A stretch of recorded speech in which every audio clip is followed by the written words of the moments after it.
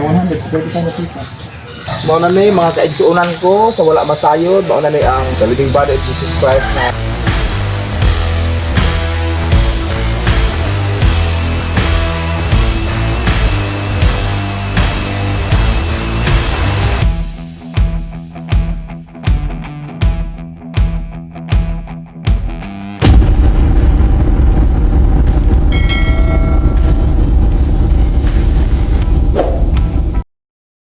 Hapit na mahuman ang akong pintalan nga signage or landmark. Landmark po tawag ni ba, no?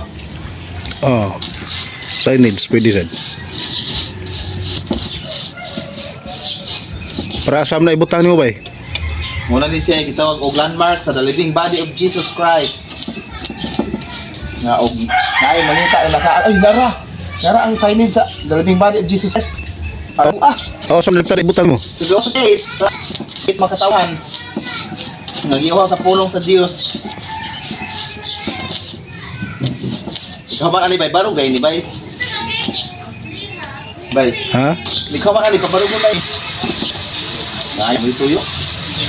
Asam na pita iugsok na eh. Nagigwin bay tap. Yan eh. Magkapag-kapag din, may balakar ba? Hindi ko na matanggal. Bay ko kaya ni.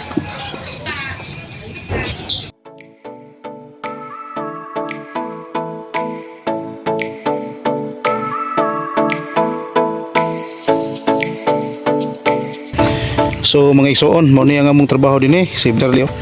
Buta si papilit ang team, grabe dun mo dakop basta makahinayik nagpilit sad. Muni nga itong bagong kartula sa atong simbahan. Bagong hinimo pero mo ni ang original nga pangan sa atong simbahan mga igsoon, The Living Body of Jesus Christ, which is founded by Pastor Torinya from Cebu City. from over to Pastor Emilito Buok. Oh, giturnover niya Pastor Emilito Buok. Kaya namatay naman siya. Nya daan niya gibili ni Pastor Emilito Buok ang tungod. So muna siya ang pangan sa atong simbahan, The Living Body of Jesus Christ, Pentecostal Sabbath.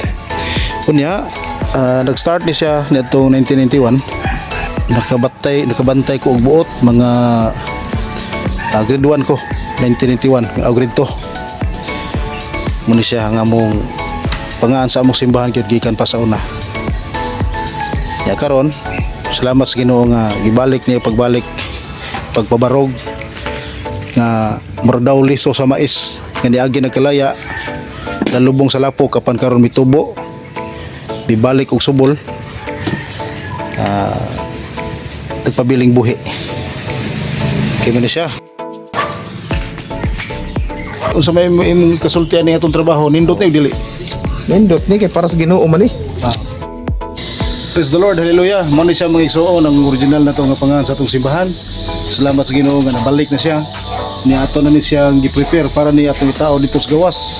Ato imong signage para nga makita sa mga tao nga kini simbahan na ang title mao na siya kunya ang lat maupod ang pangan sa title, pangan sa kartula ug pangan sa yuta, The Living Body of Jesus Christ. Mao na ni mga kaigsuunan ko sa wala masayod, mao na ni ang The Living Body of Jesus Christ na church. Then kani mao na ni among title, among gibalik sa tinuray gyud na title kay mao ginigikan pa sa Cebu.